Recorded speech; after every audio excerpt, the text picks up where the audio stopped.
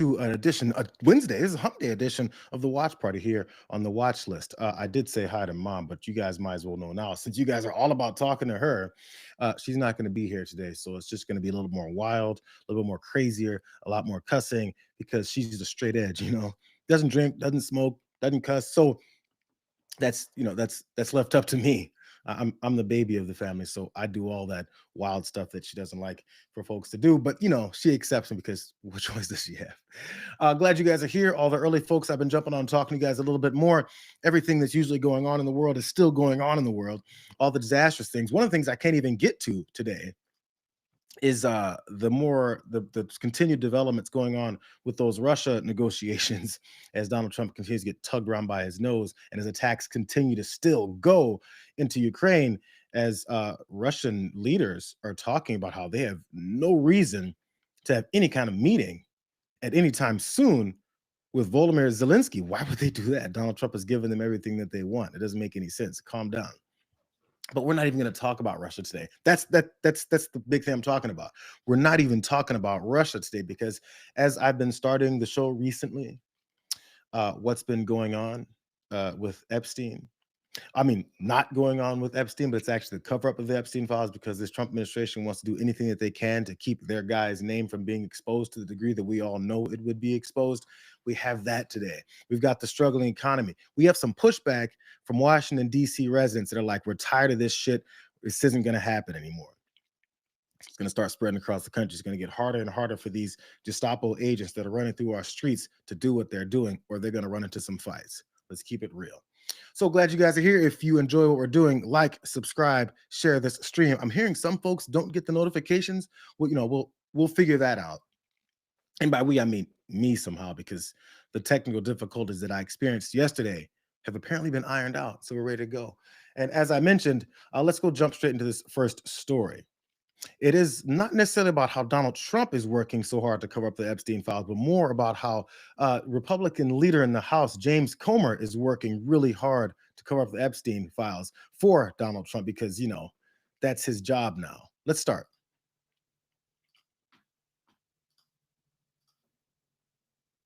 Barr said he's never seen any information that showed that he was in the files, and that he would be shocked if there was anything pertaining to President Trump that was negative that the Biden administration wouldn't have leaked out prior to the presidential election. And there was that he never had conversations with President Trump pertaining to a client list. He didn't know anything about a client list. He said that he had never seen anything that would implicate President Trump in any of this, and that he believed if there had been anything pertaining to President Trump with respect to the Epstein list, that he felt like the Biden administration would have probably leaked it out. And I think that's pretty much conventional wisdom among anyone that's practical in this. James Comer has given a lot of opinions and thoughts and what people would assume from the testimony from Bill Barr that went in to their House Oversight Committee hearing where they subpoenaed him and he then sat down for a deposition about things that he knows. So James Comer went forward in front of some cameras to tell people what it is that he thinks he said. Let you guys get a full picture of what it was that was happening. This was on Monday as Bill Barr sat down. Here's ABC News talking about it in case I didn't explain it well enough. Positioned by the House Oversight Committee behind closed doors. He's the first of 10 high-profile Democratic and Republican witnesses called to testify. That was Trump's first Attorney General, previous Attorney General Bill Barr, testifying behind closed doors before the House Oversight Committee. So with some staffers and some members of Congress there. Now, he was on Capitol Hill. That was in a closed door setting. As you know, it comes as Chairman Comer has announced today that the Department of Justice will begin turning over some of these files to them by this Friday. So again, I'm not sure that will be in a public setting, but that's when this document production, if you will begin. So there they are talking about Bill Barr, former AG during Trump's administration, then going in and speaking with him about this whole Epstein files cover up. I mean, investigation, my bad. But as you heard, James Comer came out to tell everyone in front of the press what it is that Bill Barr said in that closed door deposition, because, we didn't get a chance to hear it. So he had a chance to come out and spin it. The only problem is with that is that there was Democrats also in there. And, since they're actually seeking some truth on this, Representative Robert Garcia came out and made sure he dispelled the lies that Comer was telling. He was over on Midas Touch Network and gave them an interview. Check this out. I just want to read the portion of your statement where you say, to be clear, yesterday during his deposition, Attorney General Barr could not clear.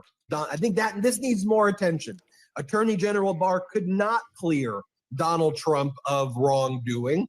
Chairman Comer should release the full unedited transcript of his interview for the public. Well, look, let's put the facts where we know them. Donald Trump, we know, is in the Epstein files. We know that his name is there. We know that the Justice Department told him, and that Pam Bondi directly told the president that he appears in the files. What I would say that in no way was Bill Barr's testimony change the direction of this case. In no way did Bill Barr say anything that was groundbreaking in a way to halt our desire and need for justice for these victims, and our certainty that Donald Trump and his name and other folks that may have been involved in different ways with Epstein are not in these files. We know that they are. And so Bill Barr's testimony was an act of Republicans trying to control a narrative, which they're going to do over and over and over again. That is their job, to try and cover for this guy. I mean, I think it's pretty obvious from what it is that we've been seeing. So Representative Garcia wants to point out, and he completely dispelled the lie that Comer was telling, trying to make this all easy and clear and clean. The other part about this is there was multiple Democrats in the room, and some of them also gave us some perspective of the kinds of questions that Republicans were asking Bill Barr, so they could come out and have these kind of narratives that they were pushing, hoping that people will again go back to the original objective here. Is people will just shut up and stop talking about this. Trump already told them, why you guys still on this? I don't want to get implicated. Please shut up. So here's more Democrats that came out talking about what it is that they saw and heard, and actually the way that Republicans approached Bill Barr in their questioning. I have more questions now than I did before going in. Certainly there's other people now we want to talk to based on some of the things he said. Just generally, though, I think the Democratic side is doing most of the heavy lifting. I don't think we're learning much from the questioning from the House Republicans. It doesn't seem like this is something where they are truly caring about the victims and about trying to get to the bottom of what's happening.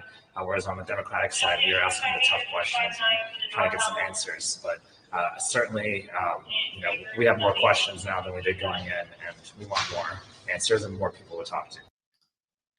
If you guys don't know, as this has been building up, this is the House committees that are supposed to be subpoenaing people to come in and talk, potentially in these oversight meetings and smaller organizations here, smaller groupings of House members, or potentially in front of the full Senate, which I don't think that's really going to happen.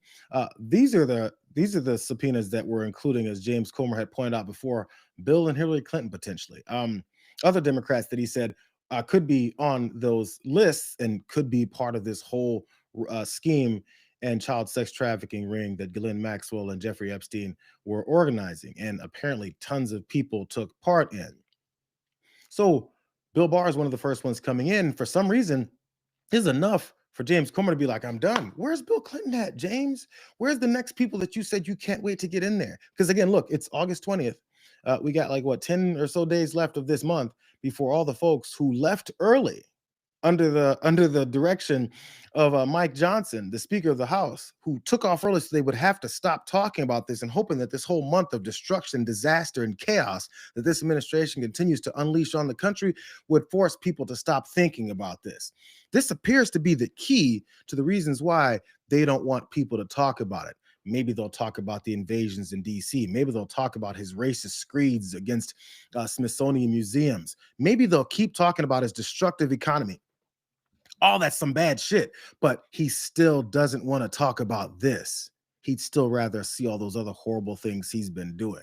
So as far as that's going, there could be one other person that they could subpoena that I think knows a lot more than anyone else about this.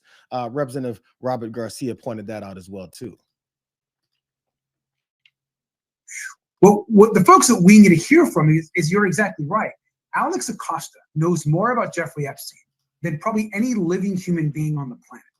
He put together Jeffrey Epstein's deal. He's intimately knows the ins and outs of the case, of what happened, of who did what, of every document, of the client list, of what the FBI was investigating, what the U.S. Attorney's Office was engaged with. And so this idea that we're not going to call the single most important living human being that knows more about this than anyone, I think is a real, I think, part of a broader scheme to cover up the facts. However, we know now that there's Republicans out there. Now, I've talked to a couple already, including one that's gone public, which is Representative Luna, who have said they're willing to hear from Alex Acosta. So what we've told James Comer is if you are not going to put forward a motion to subpoena Alex Acosta, then we're going to have to force another vote when we come back and get into Congress. Why don't they want to talk to Alex Acosta? I mean, I thought they wanted to get to the bottom of this. I thought they wanted to expose all the Democrats that are littered all over the list, and I'm sure there are, and get to the bottom of it and get some justice for the victims. But they keep coming back to this tired argument that we don't want to expose any of the victims.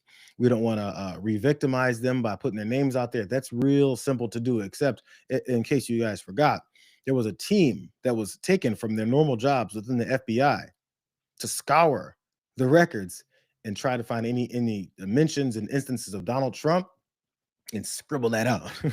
Make sure nobody else sees that. No, that was their focus. It had nothing to do with the victims. And we've seen victims that were courageous enough to actually come out and talk about this for years. Not in the past 6 months, but for years. And they don't want to talk to them. One of them, they say, committed suicide. So why aren't they wanting to talk to the victims that they keep saying that they want to protect? Why don't they go after all of these culprits that they say are all Democrats? Again, it probably is. How about you go get them, bro? But Alex Acosta knows everything about this. He's the one who was part of that whole sweetheart deal that allowed Jeffrey Epstein to walk after he was first busted for this whole thing. That is before it got worse, and then they had to put him back in prison and he had to kill himself. Just saying. Jasmine Crockett was also standing there outside of it, and they really don't want her on these panels because she's willing to also tell some truths as well. The country really wants to know what is in the files, and I want to be clear that the deadline to actually turn those files over to the committee is on tomorrow. And I will say that after doing this interview, it is clear that we absolutely need the files. Obviously, Attorney General Barr, left in 2020. I don't know that it will ever become fully clear as to why he left, but we know that he left. We know that the investigation seemingly involved SDNY. And right now, we need to speak with those that were involved in the investigation. That is clear as well. It is also clear that the attorney that was responsible, Acosta, for handing out the deal prior to Attorney Barr's reign as Attorney General, we probably need to talk to him. It is very convenient that even though we had to do some twisting and turning to get to the point that we could even get a subpoena, because if you recall, the Congress left early because they did not want to take a vote on this, but because of the leadership on the Oversight Committee, because of the Democratic leadership, they were able to go ahead and get a subpoena in one of our subcommittees done so that we could actually get the ball rolling. The question is, if they are truly invested in doing what's right and making sure that there's real transparency for the American people. Right now, it doesn't seem like that. It seems like they are going through the motions and they want people to believe that they are digging in. But at the end of the day, I don't think that we've learned anything through the Republican questioning. It's a good point to make because it's really easy for us to forget how this happened. As she was pointing out, they took off early. They wanted to give this sign, this empty signal that they were looking to get something done. But in order for even these subpoenas to happen, it had to get pushed again by the Democrats that are on this committee.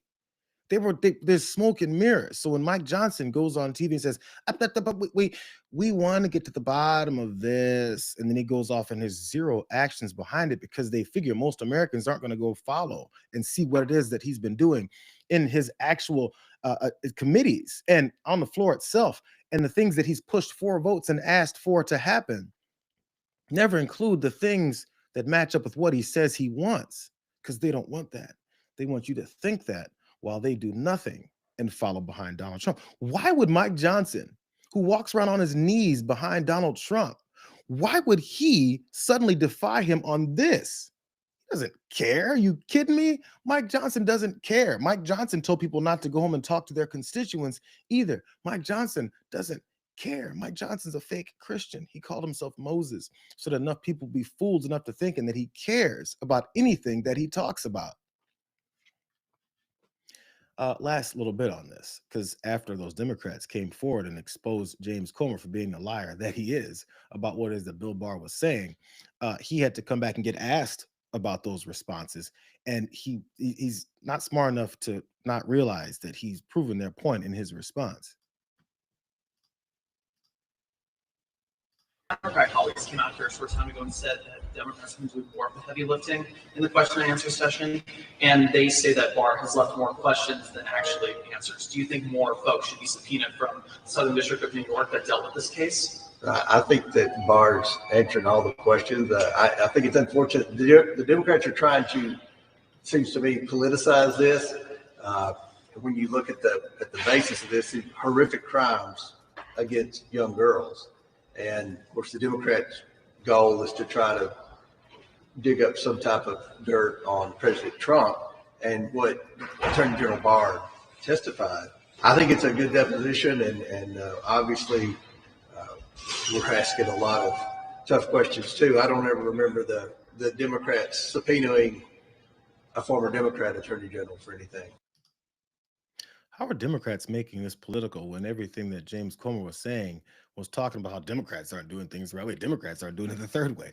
If that's the case, I think when you start talking about the oppositional party, you're making it political. But and when these guys that were in that oversight committee talk about the questions you're asking and how you're covering up exactly what it is that you say you're looking for, just with general fact, I mean, this is subjective stuff. You can look at it and see what it is that each person is doing. Representative Garcia pointed out that there are some Republicans that are on board for this. Is that being partisan? Or is he just counting the people who are actually saying that they want to get to the bottom of these things, regardless of who it is that they may find on it? And some of those people we vehemently disagreed with, obviously, and of course. But that doesn't seem to be very, partisan the way that Comer was talking about. But in case you guys forgot, the question to James Comer was, do you think more people should be subpoenaed? Consider we haven't gotten to the bottom of this yet. But he then goes to talk about how the Democrats are looking to dig up dirt on Trump. Yo, if there's no dirt and they keep digging, they won't come up with anything, will they? There's this old saying that, Republicans used to always like to say, if you've got nothing to hide, then you'll just come forward and talk about it. But they're not. It makes a lot of people wonder what it is that you have to hide. Also, didn't dispute the fact that he was lying about what it is that Barr testified to. Just, it's going to point that out. So maybe Comer should do a little bit of more dirt digging, kind of the way that he took about a year and a half to dig up dirt on Joe Biden and his kid and their dealings with foreign companies overseas. Did you guys forget that? I did a lot of videos on that. I remember all the things that James Comer was saying about that. It's not digging up dirt and it's not being partisan at all, which, by the way, after that year and a half of wasted time, didn't come up with anything. And then I wonder if someone's going to ask him about the fact that this Trump family has profited like billions of dollars since he's been involved in politics via his positioning as president. I'm just wondering if anybody's going to ask them about he and his sons making so much money after James Comer went through a year and a half investigation that turned up nothing. But now this is partisan dirt digging from Democrats talking about child rapists because, they love the kids. Except Donald Trump might have a different meaning behind that statement. Trash human beings, garbage. So I'm done with that. If you guys jumped a little bit late, yeah, that was the Epstein block of this hour as we're talking. Welcome to the watch party, you guys. There's a lot happening, more going on.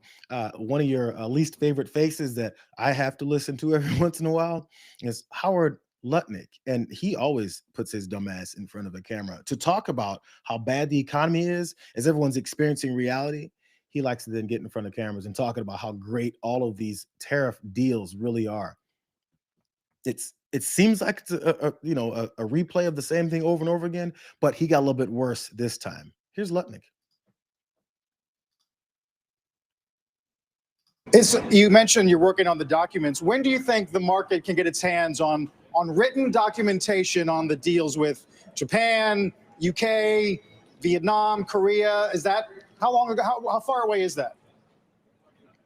Well, these are kind of weeks away for the Japan and Korea model, but the other models are set. I mean, you already have Vietnam has agreed to open its market. These countries have agreed to open their market. They bring down their tariffs. It's not that you're not going to find a big, long, 250-page trading agreement. It's very simple. Bring down your tariffs to zero. Open the market to American exporters so that we can finally sell our agriculture overseas, finally sell our seafood overseas, finally sell our beef overseas. I mean, our producers have Stockholm syndrome.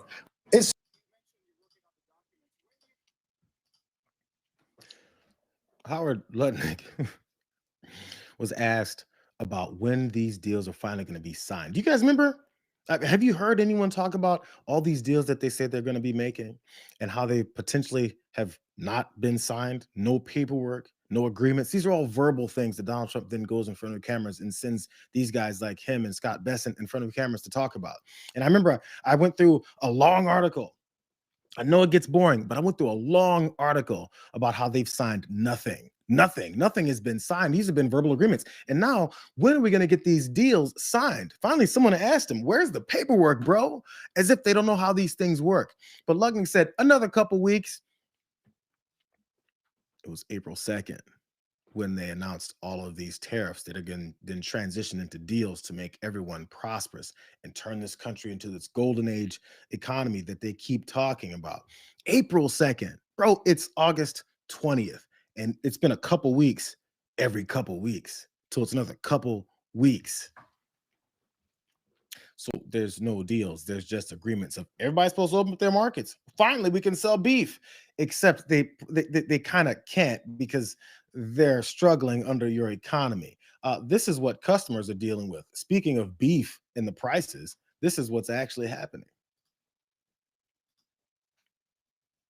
A vote for Trump means your groceries will be cheaper. $7 for 3 ears of corn. That just seemed twice as much as I've ever seen corn for anywhere. My budget has become double for food shopping. Parmesan cheese. It was $12.99 and now it's $16.99. Especially the beef. Really? The beef. Yeah, everything is going up, but the beef is going up tremendously. And the tariffs are paid by the consumer, okay?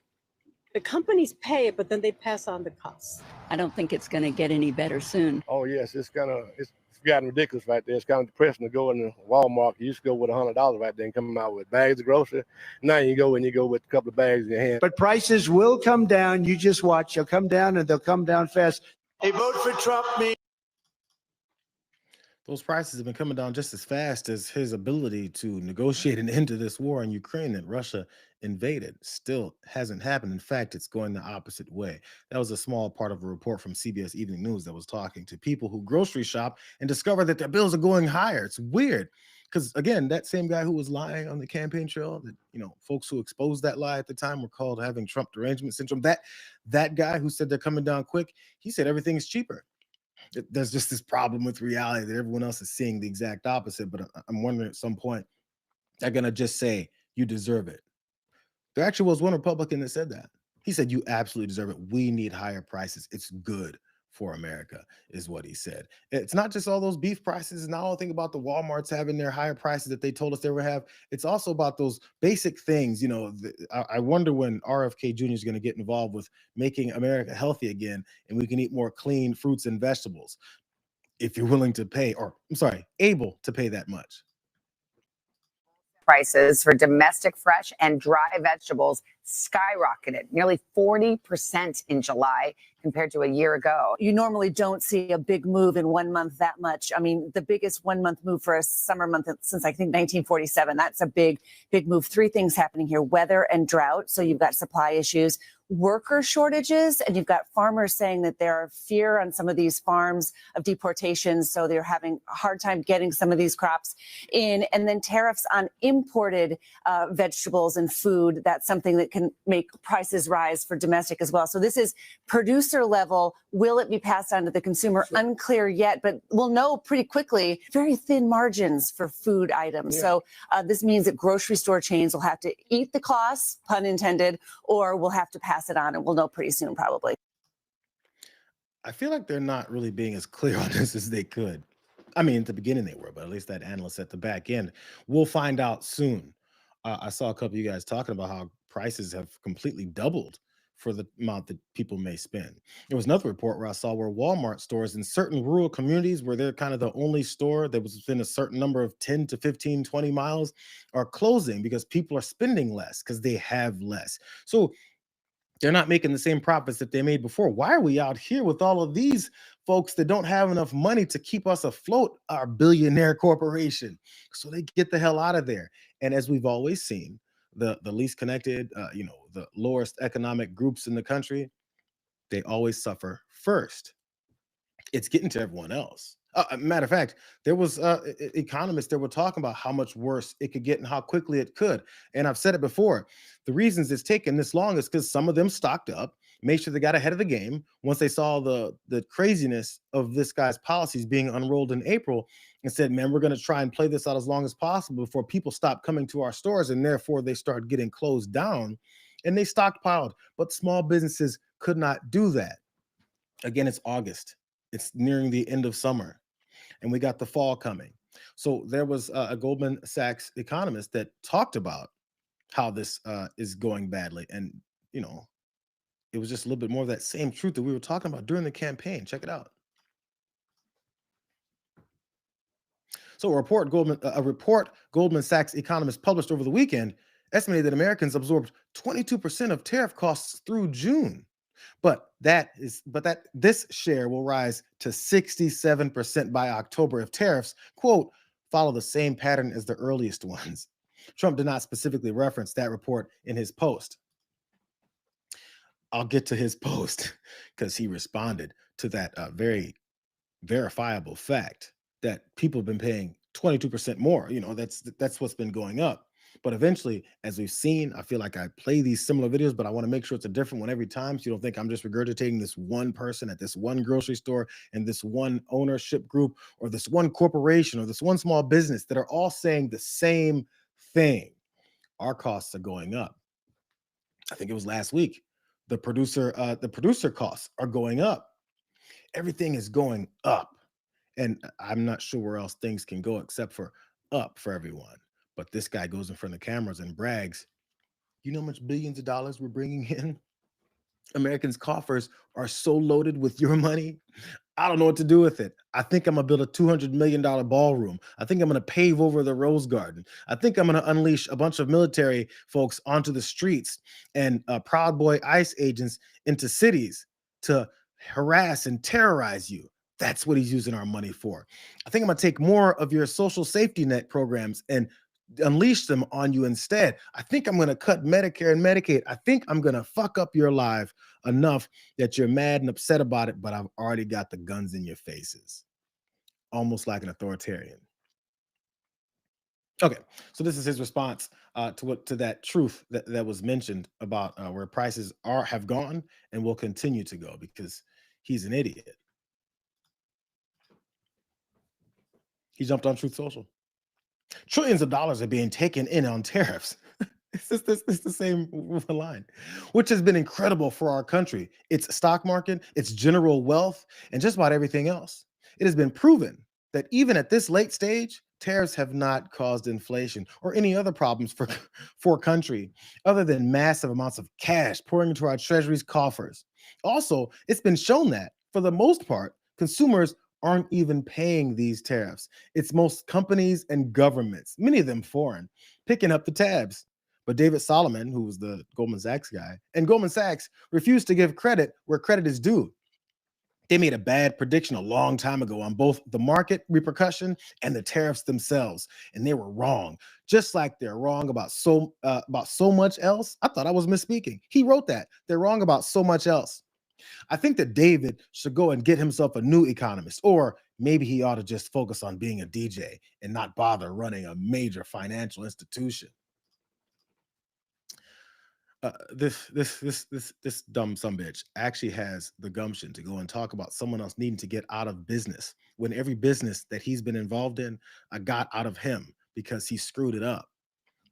There's like literal verifiable track records as to how bad this guy is at everything. And now that it's on full display in front of the country, this is how he destroyed businesses.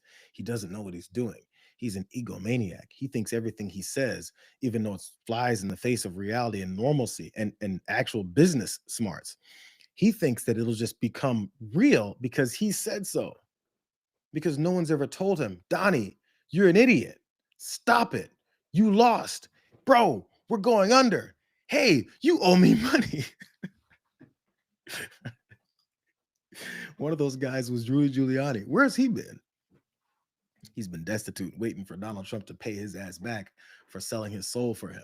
But still, so there's Donald Trump. He posted about how, that reality that was told to people about how they just need to get out of business because that's his response to everything, calling people losers and a bunch of names. But the problem with that whole thing is they stood by their declaration and they gave a little bit more information. We stand by the results of this study. I think it's very early to be drawing definitive conclusions about how tariff costs will be shared. But in principle, tariff costs can be borne by foreign exporters, by U.S. businesses, or by U.S. consumers. Now, we've had tariffs in place on that very first round from China for about 5-6 months. So I think we have learned a little something. Our conclusion is that U.S. businesses have borne most of the tariff costs so far because it takes time to negotiate lower import prices or to pass price increases along to consumers. But if the most recent tariffs, like the April tariff, follow the same pattern that we've seen with those earliest February tariffs, then eventually, by the fall, we estimate that consumers would bear about 2/3 of the cost, foreign exporters would bear about 1/4 of the cost, and U.S. businesses would absorb less than 10%. That probably sounds small, less than 10%, but bear in mind that is a net number. If you are a company importing or using goods to sell in the U.S., you're going to get hit harder. If you are a company producing in the U.S. who is now protected from foreign competition, you can raise your prices and benefit. So those are our estimates, and I think actually they're quite consistent with what many other economists have found. The nerdy economist just told you all the same things that everyone else has been telling you. But suddenly those guys who, if they say the things that Donald Trump wants them to say, they're geniuses. But when they tell you some reality and it's not working out for him, they need to go back to DJing. I don't know, whatever.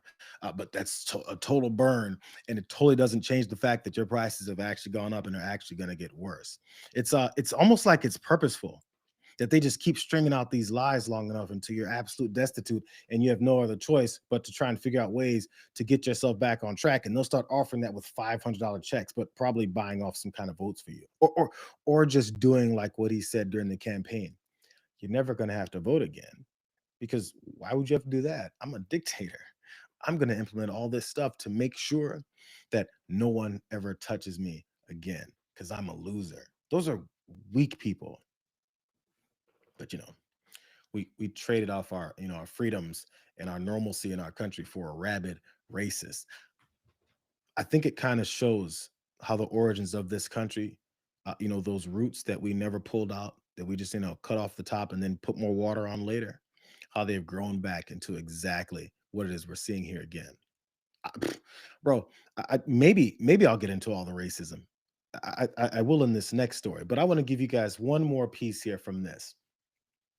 Because as that economist was saying, everyone's affected. Obviously, consumers first, businesses as well. But if you happen to be all made in America business, you can raise your prices. But how many of are actually like that? There's this thing called trade, even with components, manufacturing pieces that you need for the things that you create in the USA. Sometimes those get imported. In fact, many times they do. But since this guy is taking control of all those things and have raised their prices on all that, even if you're producing in the United States of America, made in the USA, which Donald Trump doesn't with his crap products, your costs will still go up. Here's a report from MSNBC that talked to this nail company in Missouri.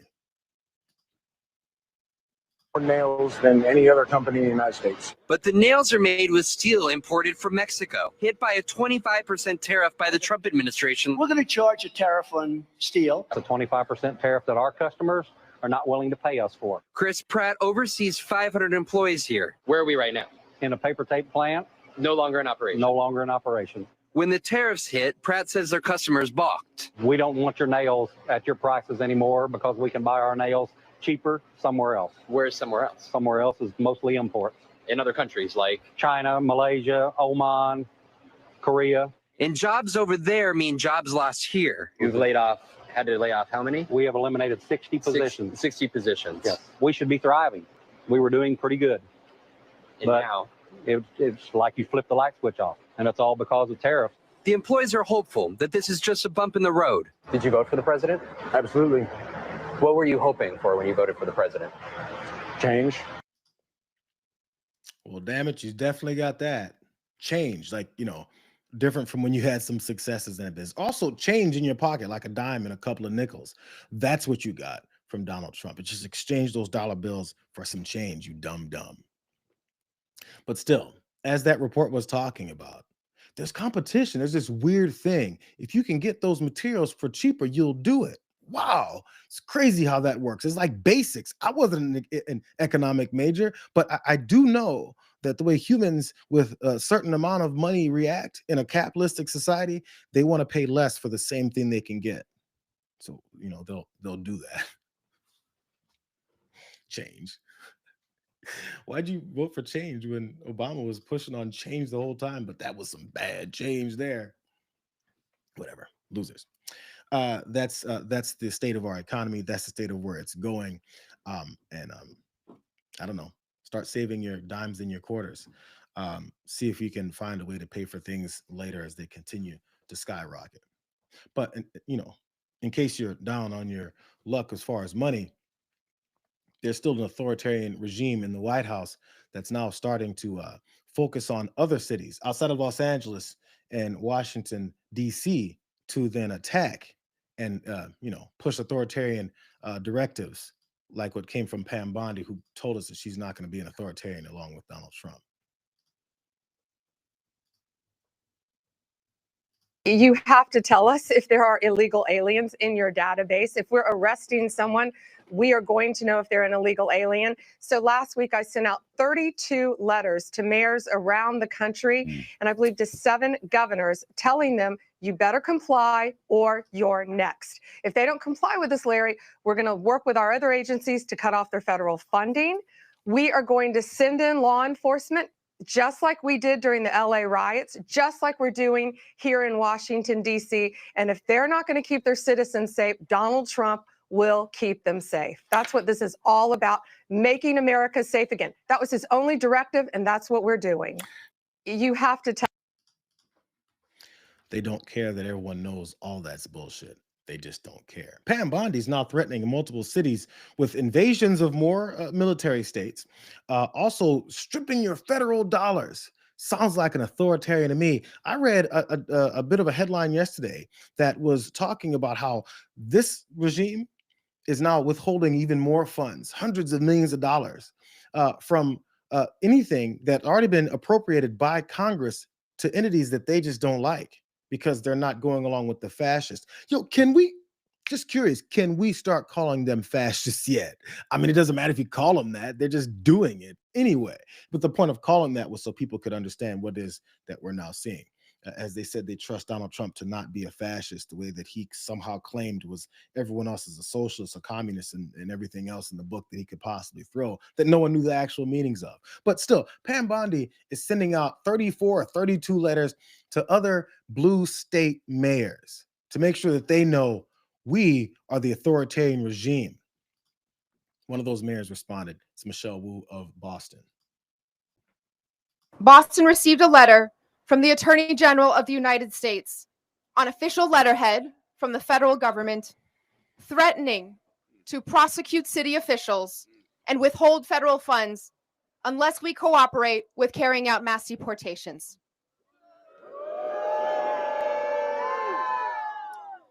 At a time when this federal administration is already causing so much fear and harm in our communities, these threats are serious and consequential.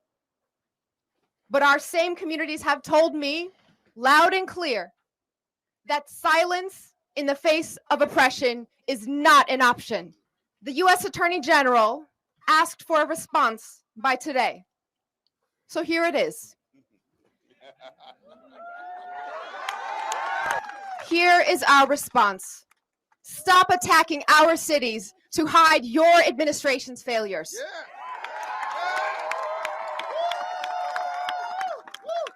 Unlike the Trump administration, Boston follows the law. And Boston will not back down from who we are and what we stand for.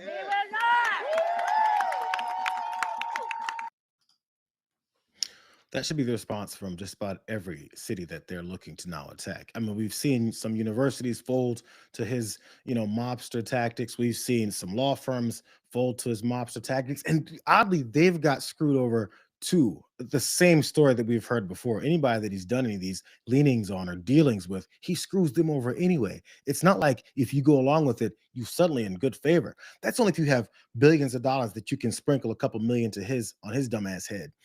Then he has to do your bidding. That's who he works for. So anybody that he's leaning on, there's no reason to go along with it because he's still going to do what he wants to do. It has nothing to do with actually getting to the bottom of what they call crime in these cities. They're just saying that. That's why, as we've seen the realistic facts behind what it is that's going on in these cities, they just say it and keep moving on. It's weird, just like how they say the progress they're getting on foreign negotiations. Same thing they're saying about how prices. Everything is upside down, but you're supposed to believe them. It's almost like we're in North Korea or something. Michelle Wu wasn't even done. She had more to say. To all the federal officials attacking communities that embody diversity, creativity, and moral clarity, we mayors said this in DC nearly 6 months ago, and I'll say it again today. You are wrong on the law, and you are wrong on safety. Most of all, you are wrong on cities. The cities that live in your minds are totally foreign to the residents living in our cities. And we are picking up the pieces of your failures to deliver on your promises. Under the Trump administration, groceries are less affordable. Housing is harder to build. Cures for cancer are farther away. And good news on our economy has been as hard to find as the Epstein list.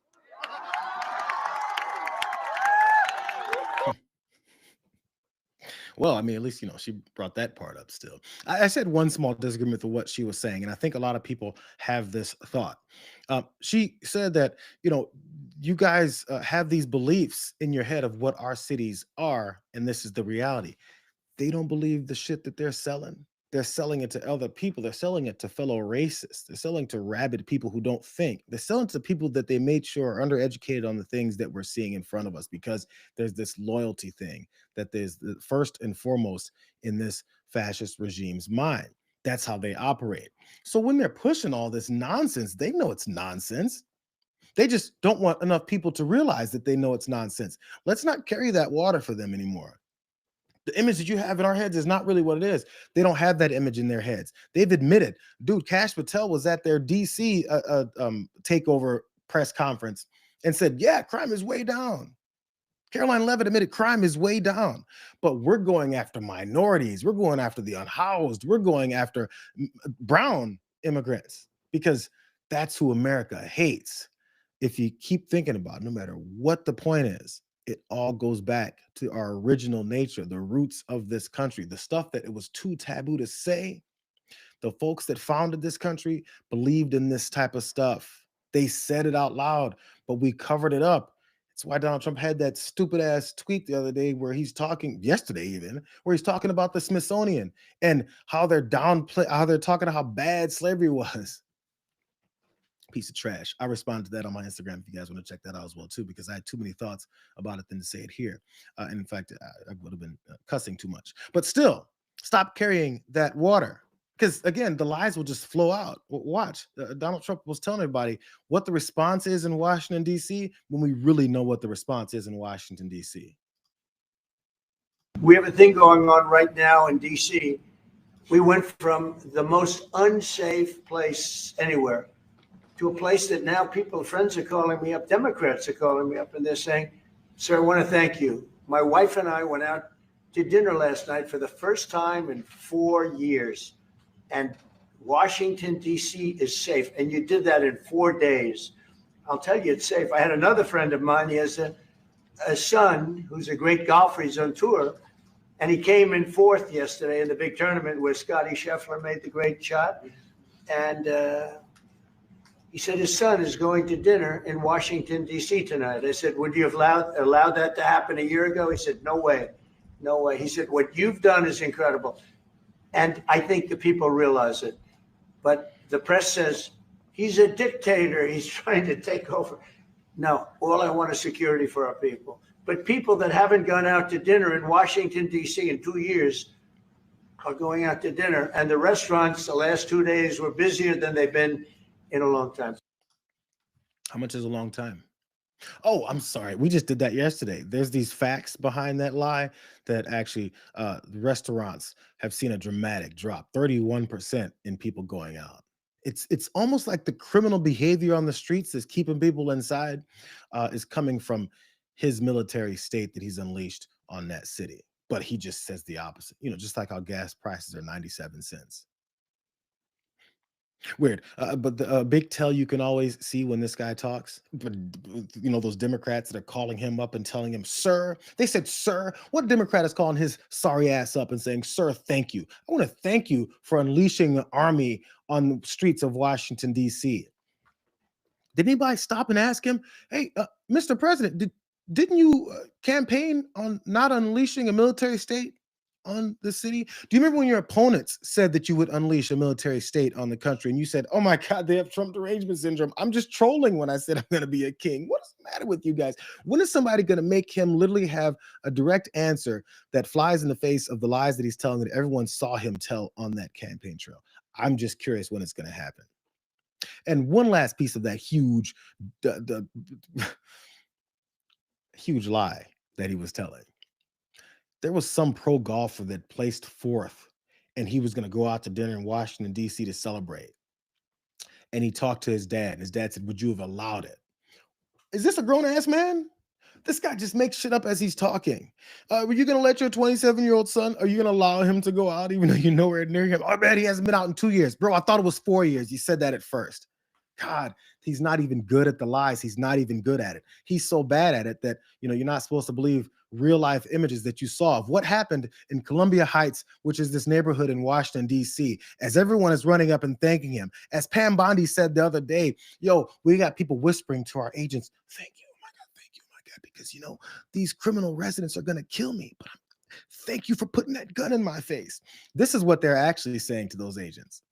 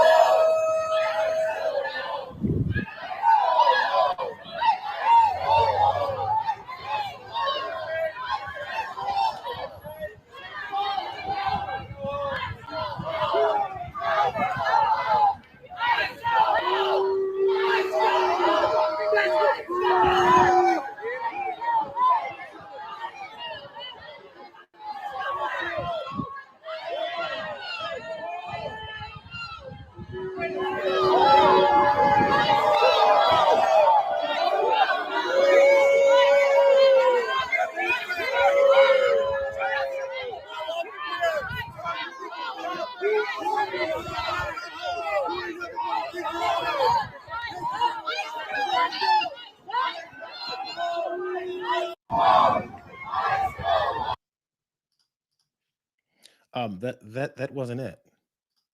That was just one part about it. There was more. I'm gonna continue this on. I'm gonna let you guys know now.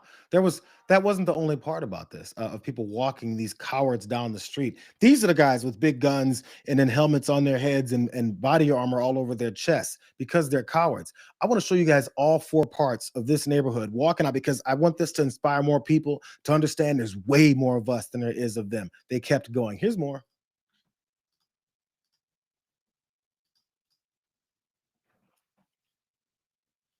Here we go. It's gonna go. It's gonna go. It's in 4 parts. Come on, bro.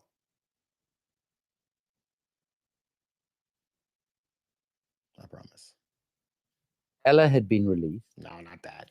And far less significant than any of that, I was able to go home.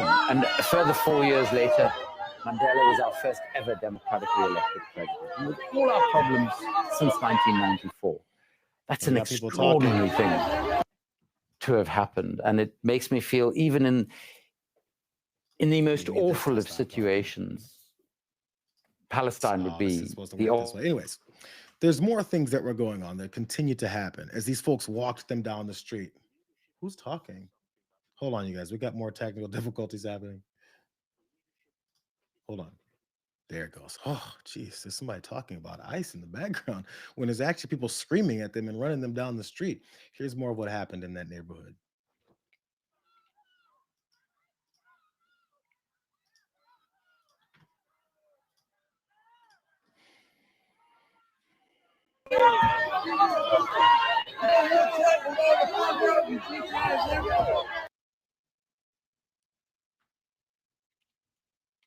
I don't think they want me to show you guys.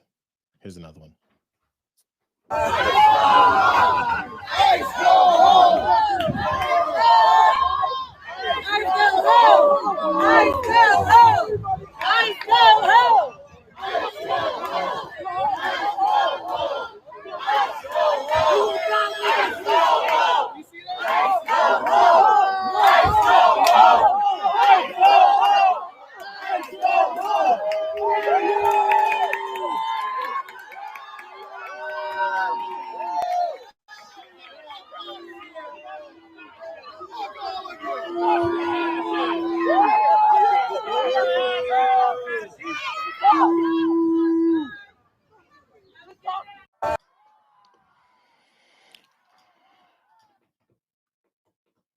It's the kind of energy that we've seen in other countries. It's the kind of things when we see people flood the streets and we go, man, those folks have had it. We don't know what it is that they've been through, but we do understand that they haven't been mentally suppressed the way that we have here. It's taken us this long.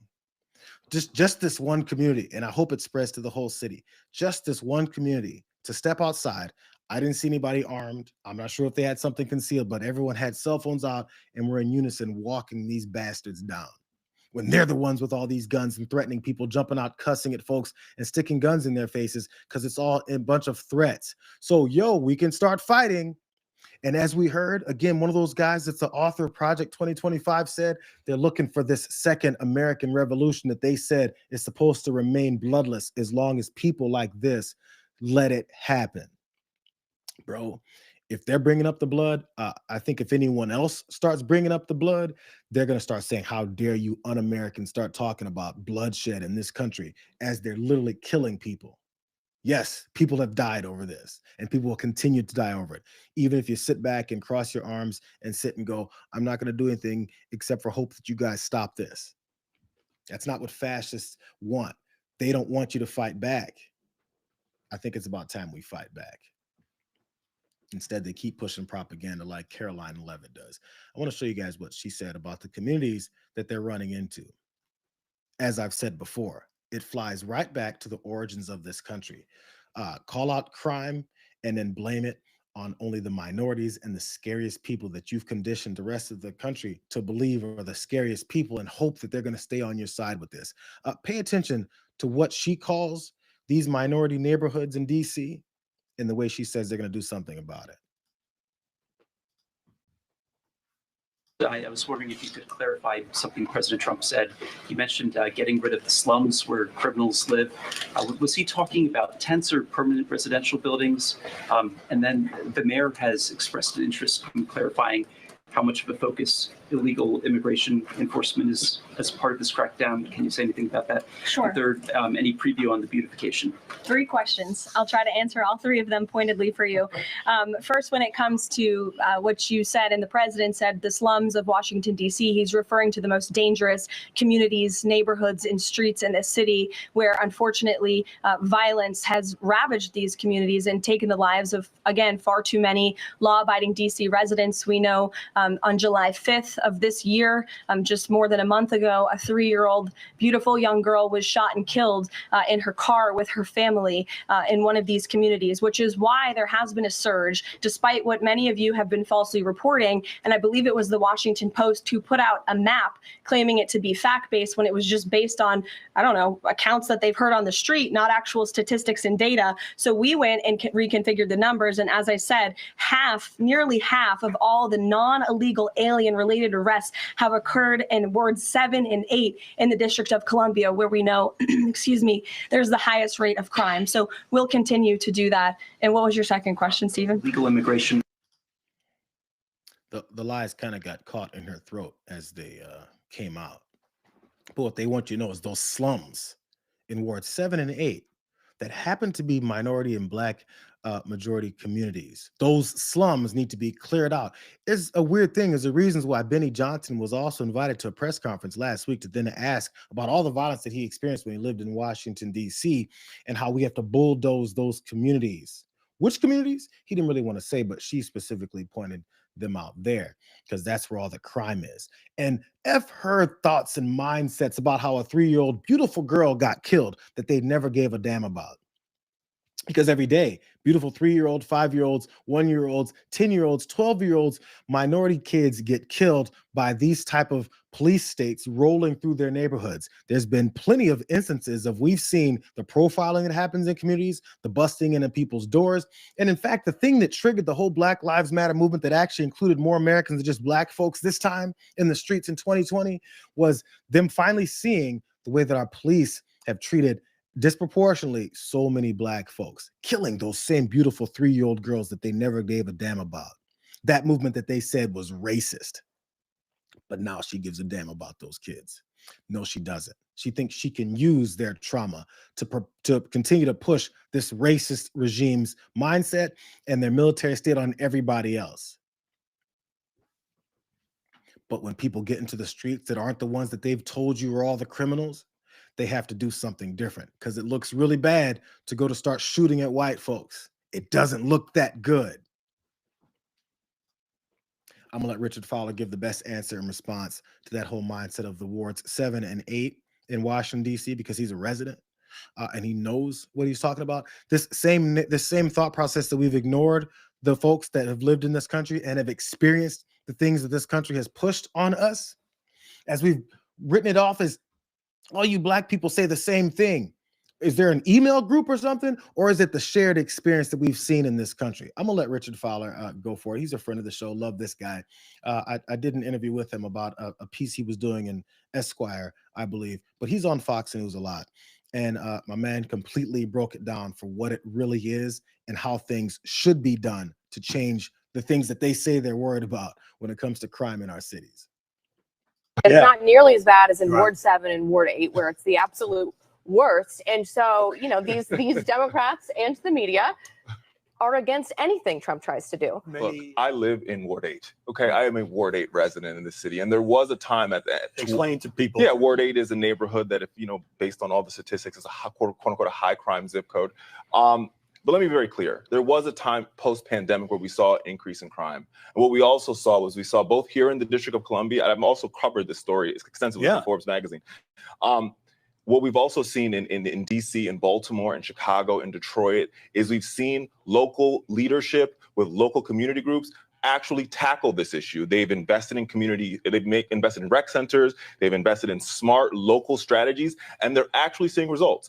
Our own affiliate here in Washington, D.C. seen a 16% reduction in violent crime in Ward 8, in Ward 7, and other parts of the city. The idea that we're going to militarize and put troops on the ground and that's going to so-called wave a magic wand and solve D.C.'s crime crisis, which we don't have, by the way, or solve Baltimore's crime crisis, that's a misnomer, because what we've seen in this crime reduction, Howie, is actually this crime reduction is happening as police forces are at the smallest that we've seen them in decades. Well, since you brought it up, and Trump mentioned those other cities as well, do you see a racial aspect here? Because these cities tend to be run by Democratic mayors or have sizable Black populations. Well, look, I think, where there's smoke, there is fire. And I think it's very interesting that people are talking about Ward 7 and 8, but they rarely actually talk to Ward 7 or 8 or Baltimore or Chicago residents who are living in these neighborhoods. And what we will tell you is it's not that we want more law enforcement, we want tough on crime policies. What we'll tell you is we want smart on safety policies. We all believe in public safety, and public safety is a value.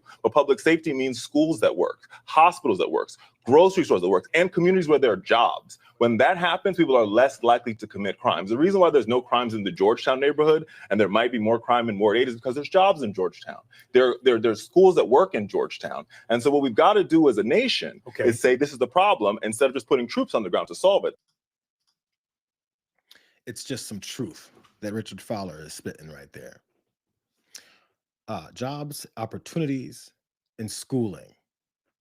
It's weird how when you strip communities of all those things, which we've seen, the systematic racism that's been pushed through this country, as any opportunities were growing for those minorities that they brought over here, their ancestors, mine, brought over here on ships, when they want to make sure they keep them down so they can continue to exploit them, when those things start changing, there's systematic racism that comes in and starts taking them away or destroys their communities. There's times when it comes from the system of our policing, as they talk about focusing just on certain people, or it gets as blatant as things like the Tulsa riots, where they came in and killed folks because we had a thriving community, and that wasn't the only one. It's the only one that we're allowed to kind of sometimes talk about. It happened multiple times. So please, let's stop talking about how, as Caroline Levitt wants to point out there, crime just comes because of who these people are, because their skin is darker than yours. They're more susceptible to criminal behavior. Or is it that you strip their communities and over police them and beat on them and attack them and terrorize them? And then what humans do is they respond. But they want to bulldoze those communities and sell it off to other people. You might start understanding why minority communities are upset about gentrification, because they bulldoze those communities in a slow motion process and then bring in the folks that they want to be there. And they say, look at what happened. It must just be the genes that they've got. Tired of this. Richard Fowler's a real one. Anyways, that's it. Went over only by a minute. You guys won't miss too much from the damage report. Go tell them I say hey. But I think it was important to point out the realities of what is it's happening and the bullshit that they keep telling you. Thanks you guys for being here. We'll catch you guys tomorrow on a Thursday, but I'm glad you guys hung out and partied a little bit with us. Have your coffees, hang out a little bit further. Maybe I'll see you for a second on TDR. Have a good day. We'll see you guys tomorrow.